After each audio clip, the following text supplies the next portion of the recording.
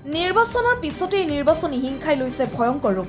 নিৰ্দলীয় প্ৰাৰ্থী আৰু প্ৰাৰ্থীৰ সমৰ্থকৰ ঘৰত আক্ৰমণ কৰাৰ লগতে চালচলনত হিংসাত্মক ৰূপ দেখি প্ৰাণৰ সংকট আৰক্ষীৰ কাষ চাপিছে। ৬৬ নং লামডিং বিধানসভা সমষ্টিৰ নিৰ্দলীয় প্ৰাৰ্থী যশোদা দুলাল ৰক্ষিতৰ সমৰ্থনক লক্ষ্য কৰি এই আক্ৰমণ। সমগ্ৰ ঘটনা সন্দৰ্ভত প্ৰাৰ্থী যশোদা দুলাল ৰক্ষিতে সংবাদমেলযোগে এই গুৰুতৰ অভিযোগ আনে। নিৰ্বাচনৰ ভোটগ্ৰহণ পৰ্বৰ পাছতে নিশা কিছু দুষ্কৃতী দলৰ দ্বাৰা নিৰ্দলীয় প্ৰাৰ্থীগৰাকীৰ বাসগৃহৰ লগতে সমৰ্থক অৰিজিৎ দাসৰ লামডিঙৰ বাসগৃহতো শিলগুটি নিক্ষেপ গালি গালাজ হুলস্থুল কৰি ভয় ভাবুকি দিয়াৰ অভিযোগ উত্থাপন কৰিছে। ইতিমধ্যে হুচাই জিলা আয়ুক্তৰ আৰক্ষী থানাত লিখিত অভিযোগ দাখিল কৰিছে নিৰ্দলীয় প্ৰাৰ্থীগৰাকীয়ে। News desk report, big news.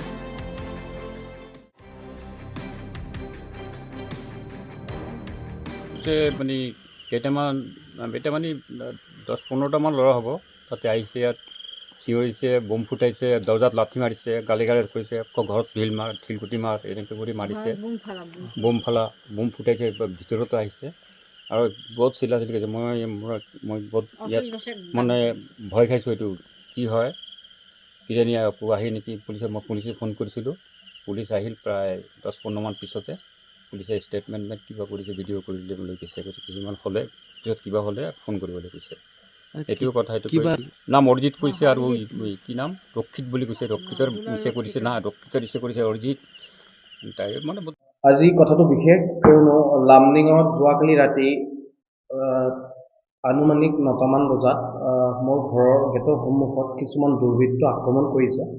যি আক্ৰমণটো অপ্ৰীতিকৰ বুলি ভাবিব লাগিব, কিয়নো বিজেপিৰ তৰফৰ পৰা কিছুমান পাতগদা গুণ্ডা ঘৰৰ সন্মুখত আহি বিভিন্ন ধৰণৰ সুৰামত্ত হৈ গেটত লাট মাৰে আৰু মোৰ ঘৰৰ চাৰিপিনে ঘেৰাও কৰে। ঘেৰাও কৰি বিভিন্ন ধৰণৰ শ্লোগান দিয়ে, শিবু মিশ্ৰ জিন্দাবাদ, জয় শ্ৰীৰাম, বিজেপি জিন্দাবাদৰ ধ্বনিৰে উত্তাল কৰি তুলিছিলে। অঞ্চলবাসী ৰাইজৰ পৰা অৱগত হৈছিলোঁ আৰু লগতে কিছুমান মানুহে ফোনযোগে মোক জনায় যে তোমাৰ ঘৰত আক্ৰমণ চলি আছে। ইয়াৰ কাৰণে মই প্ৰতি উত্তৰত আৰক্ষীক জনাইছিলোঁ। আৰক্ষী ঘটনাস্থলীত গৈছিলে। আৰক্ষী ঘটনাস্থলীত গৈ এতিয়া তদন্ত প্ৰক্ৰিয়া অব্যাহত ৰাখিছে।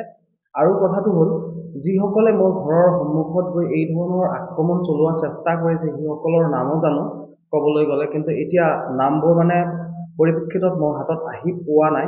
কিন্তু তথাপিও আজি প্ৰেছৰ দ্বাৰা মই এটা কথা গোটেই অসমবাসী ৰাইজক জনাব বিচাৰি আছোঁ যে মই ইণ্ডিপেণ্ডেণ্ট কেণ্ডিডেট হৈছিলোঁ 64 নং লামডিং সমষ্টিত। মোৰ চিহ্ন আছে ব্লেকবোৰ্ড। কিন্তু কালি ইলেকশ্যন শেষ হোৱাৰ লগে লগে কিছুমান দুৰ্বৃত্তকাৰীয়ে, দলৰে মানুহ এইবিলাক, তেওঁলোকে আমাৰ সমৰ্থকৰ ঘৰত গৈ তেওঁলোকক ঘৰত পাথৰ দি এটেক কৰে আৰু তেওঁলোকক জানে মাৰাৰ ভাবুকি দিয়ে।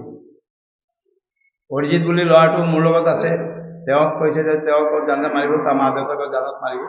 ৰাতি যেতিয়া মোৰ ওচৰত খবৰ আহিল, তেতিয়া মই SP ছাৰক ফোন কৰিছিলোঁ। SP ছাৰক ফোনটো কৰিছোঁ, ৰিচিভ কৰা নাই। তাৰপিছত ৰাতি 11:30